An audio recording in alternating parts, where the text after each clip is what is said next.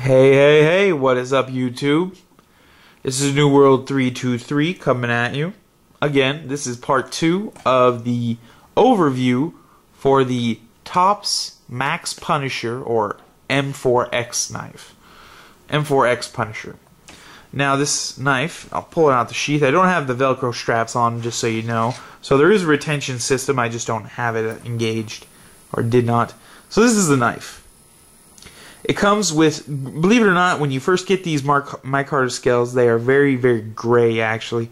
Almost like the protective coating they have on this blade here.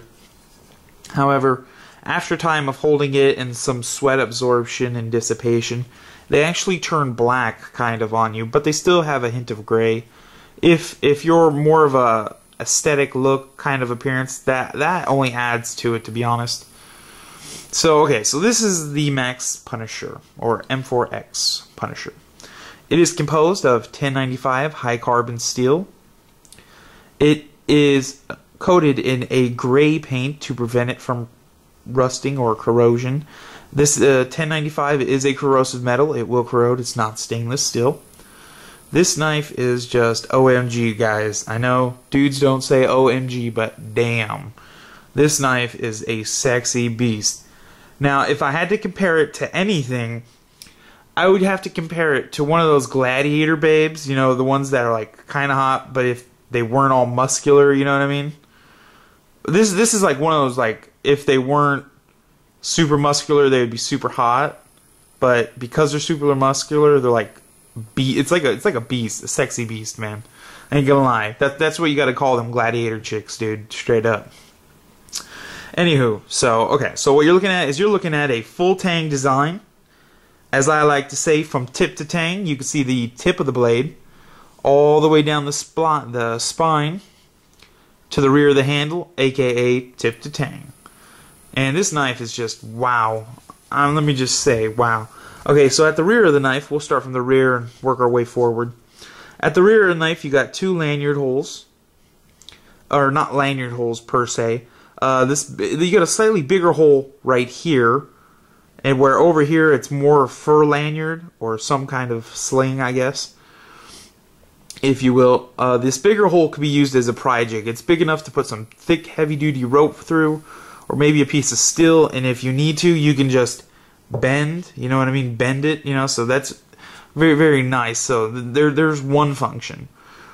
You could bend stuff with it, and paracord. Or lanyard, sorry. The rear of the handle, you see how it has that little that little indentation or bevel, whatever you want to call it.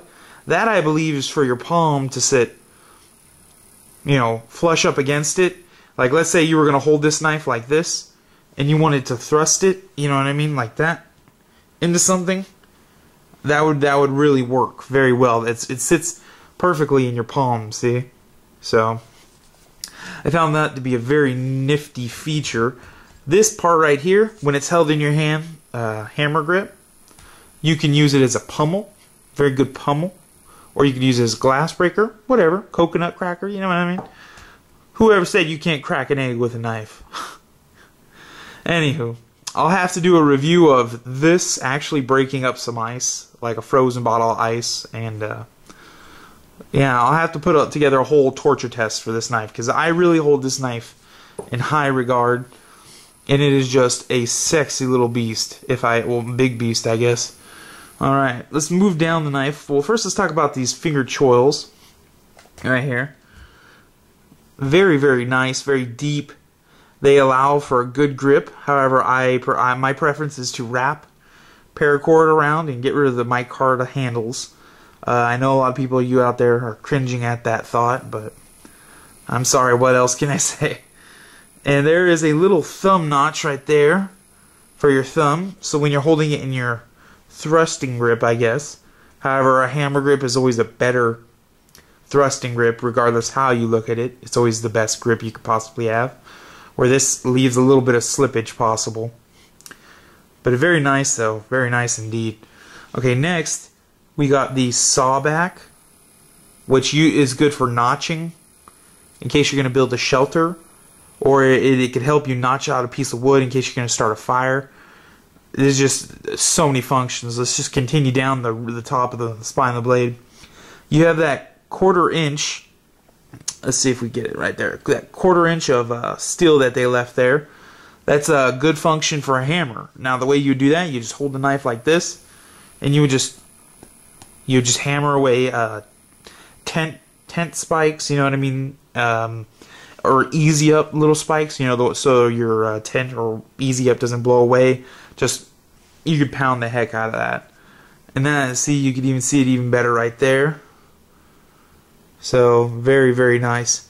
And as you can tell, the knife, it actually jumps up a little. That is so you can baton as well.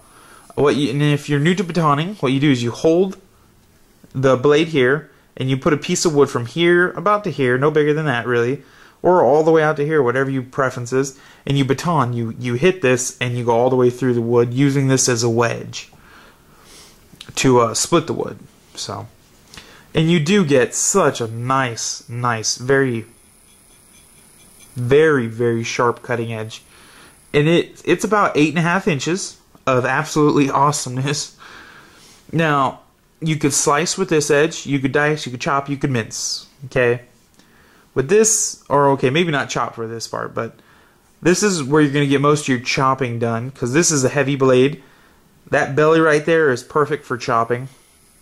I mean, you can just, I mean, you're going to be your own, like, wood processing facility with this knife, I am telling you. And then that tip there is just one sexy little tip. I mean, that thing will thrust, I mean, you know, okay, and don't anybody get no weird sick-ass ideas when I'm talking. I'm referencing to knives, not other stuff. It's actually a very good tactical fighter, actually. It brings the idea of a multi-tool, utility knife, camp knife, survival knife, tactical knife, all into one, and this is just unbelievable. I mean, it's very sharp. And the tip there, you could actually use for glass breaking as well, just like you could the pommel. And man, this, I mean, you can use it as a draw knife, because it's so thick, it's so height. I think this is height. You know, it's so big from there to there that you could just take your hands like so, and you could just carve back to you for tender and stuff. It's just unbelievable. Now, there is one little feature about this knife I really want to point out to you folks. Let me just get it to focus. You see that little right there?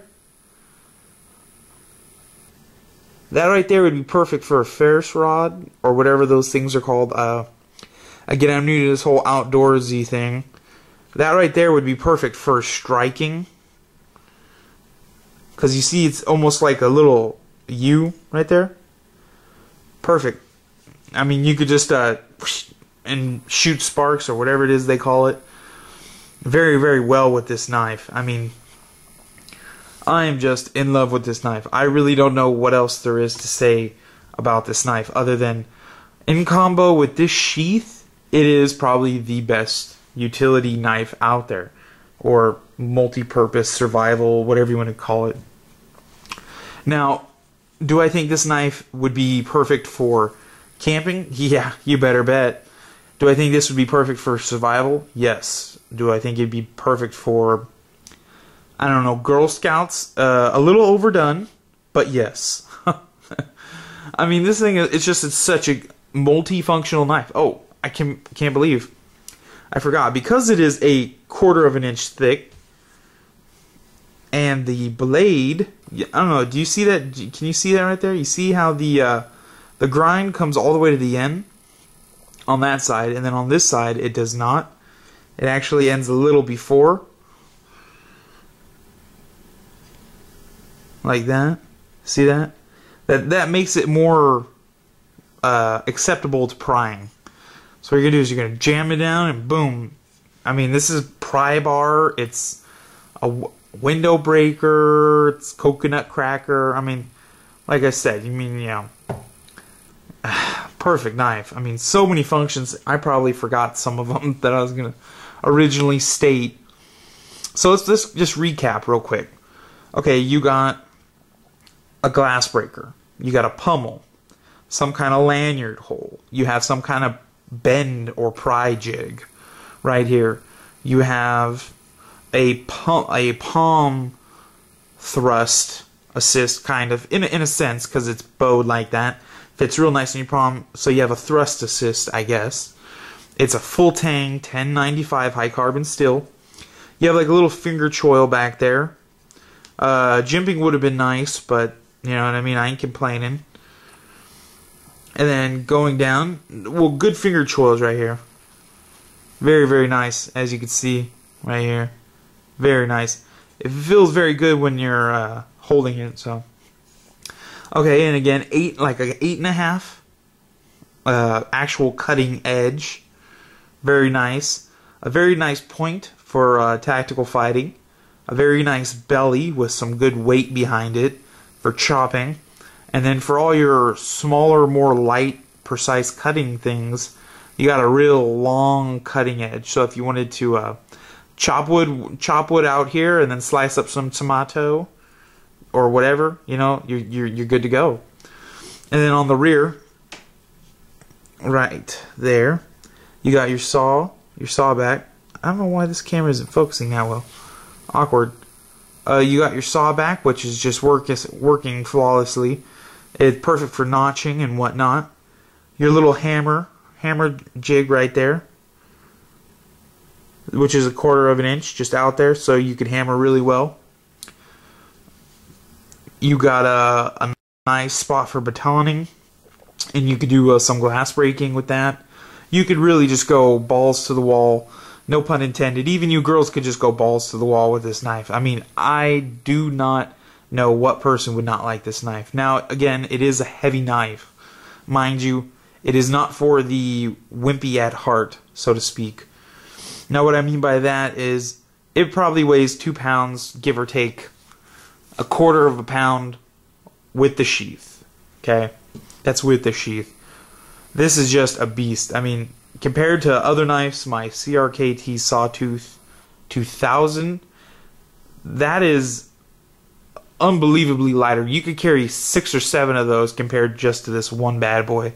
But then again, you get way more steel with this, a better high quality, very nice sharp cutting edge. I love it. I absolutely love it. So let me just get you zoomed up real quick on some of that. See, there's Tops USA, and that was a big selling point for me, folks. I'm not gonna lie, this is my first $200 knife, so to me that's very expensive. You got the Tops logo, USA. That was a big seller. And that you know, I mean, I do like knives made from other places like Japan as well, but my preference is USA, probably because I'm from the US and I live in the US. There's the Max Punisher. Now, the reason it's called M4X, I believe, is because Daniel Serto, this gentleman who designed this knife, he actually made a knife called the M4 prior to this one being, you know, made up. I believe it was the M4 or it was the M4X, and that was made up prior, before the movie industry had him make a knife for the Punisher Warzone movie that came out in 2008. So he just kind of took the M4 design and he incorporated it with this, and boom, you have a masterpiece. No pun intended. I do want to thank Daniel Serto for designing such a unbelievably good knife, and I would like to thank Tops and the gentleman or lady whoever made this knife. Thank you. And for all you people viewing this, I hope you enjoyed it. And stay tuned, because I'm going to have a mad cutting test. In fact, let me go see if I can find some paper, and I'll be right back. Alright, so I'm back. I got me a sheet of paper. Show you a just a paper cutting test real quick. Just want to make sure I can get this done right. Oh, my bad. This knife is actually real sharp, actually. That's probably the best way to show you right there.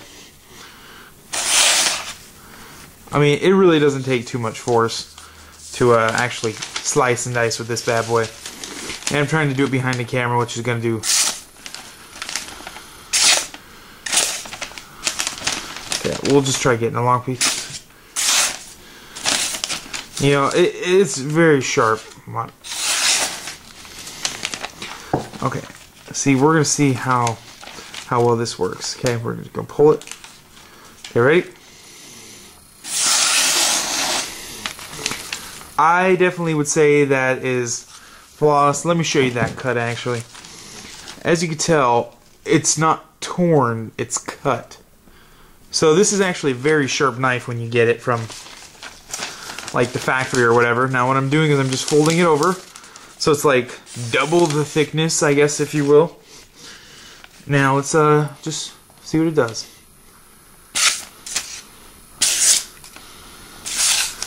And I'm really trying not to cut my hand here, folks. Anyways, so keep what you're doing safe. Most importantly, peace out and take care.